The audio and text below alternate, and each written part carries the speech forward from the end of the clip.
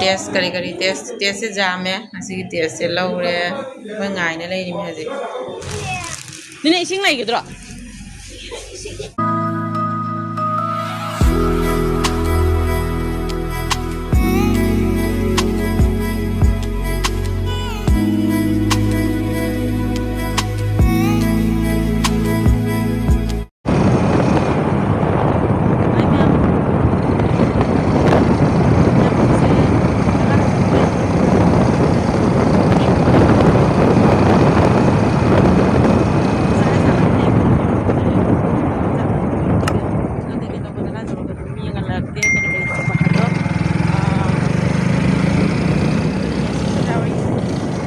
Video na lang live ito.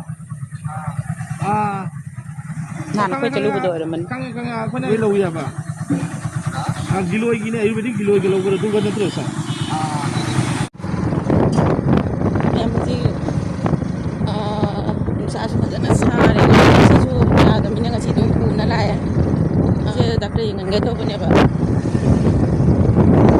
Ito kasi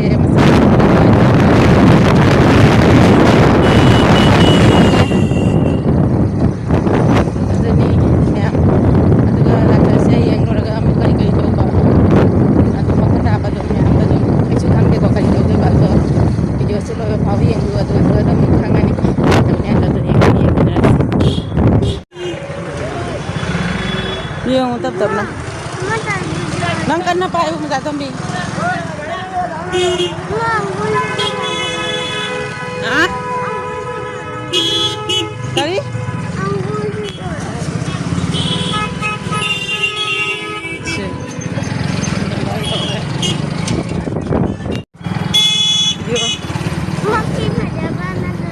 Jaba matani ji oli se nang pa ma ba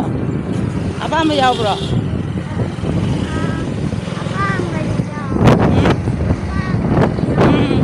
em yaw re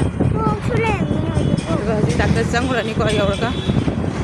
ga sa ni chu ka man mi ni ngai to na pu na la ya ni yaw re pham mi doctor lak ma ngai ji la da ni mi am na ko na yang o je kap jet pi kap ba di ngai to di ha ba ja phangi ngai to di koi ba phangai do puna la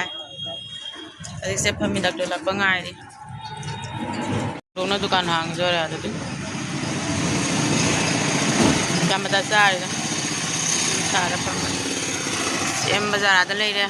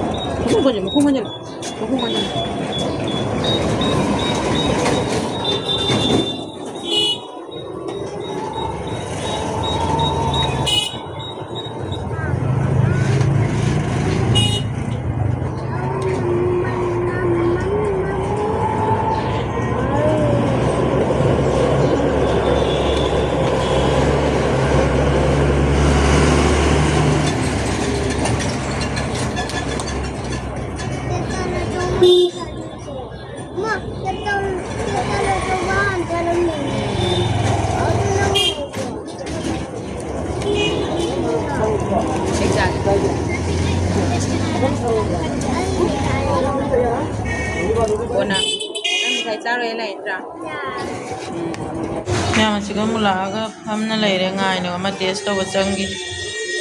Nasi sida lay re sida pammi. Sida pam lay re ma taste to manung da changi ba. Apre jangan loi na ma taste to ki ki haras. So ni kui re se pam na lay re se taste se ya me to de se. Na pammo. Ngai mi opai haji. Amma ga ma pa thoro pa ngai. Kadiri nang tida. Bisa na pamaraga. Sejum dale ora di manu ngai traba ina la amina tahu siapa. Cuma jangan ngamle. Tes kari tes se jame nasi tes se laure ngai na lai ni meje. Ima ji blood test ora me. Aduga to pa kari sumi am tahu re ba ko. Jam gre ma ki tes se aduni se ngai le re do mak se ngak swai thikat le tanen si se smai le bede moi kangu test to ba kangu sin sa moi sina nusiana pam ngidana lei lei मैं मजी अखोई कनो तौरे थोकले बको माई test का तौर report से अमा खतंगी report पुला है अतै रिपोर्ट से वाली मिना ngaina mata mahana ka dori ko aduna jimda halaga lai aduga marakta to ko dukan dam changu ini kari kari ko jai khara yengu kya au da baya da ko ne bako oi try mama yam jong sak je lai ba yenge ko asai chat padi je ko na asai chat padi li ho ya ba jong sak se aduga halaga lai ga na to ko lai ram dra ba hang ne jak lo ha se lai ram jong sak ham ge ada se lai yenga ge koto komai mane koto komai bo dosta to ekati nani ekati kami video banai to dinati charati charati ekati ma je koi pasta dia banai se ekati pasta dia banai se ar charati moi to 30 60 টাকা 50 টাকা 20 টাকা করে নিয়া I 20 টাকা না দিলা আটি ওইসে maru pi sama bandila side di bawah am se buda ha sao ya ra sini maru pi moja ni kita ni situ moja kaya dekse ni jok saki moja sulia bakol noro bakol noro mole asonde su mi am lei ni mai sini ke am da hangu jeng nauri do क्या no तो माई मा पुंजिंगी ना क्या no नौरी वाले की जाने ओ नौरिया रे जाने ओ आइना नौरिया मा खांगे क्या नो ना नौ कतो इता कतो 40 तो क्या नो किल्ली दो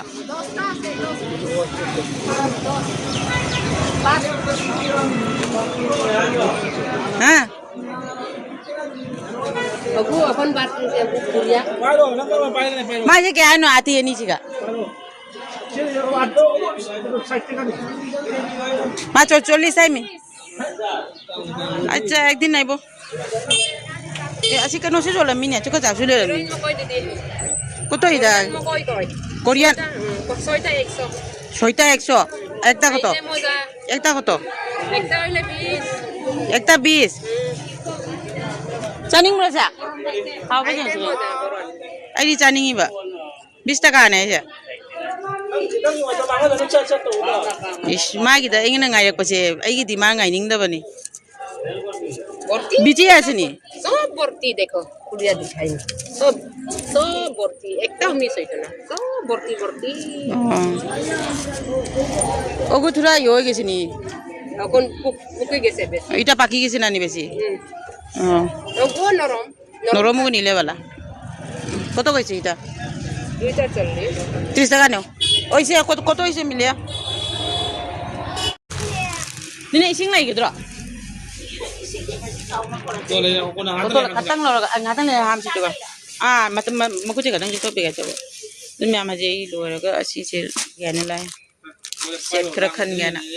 aja bagi pasal om sama cu nama jo am to silo ro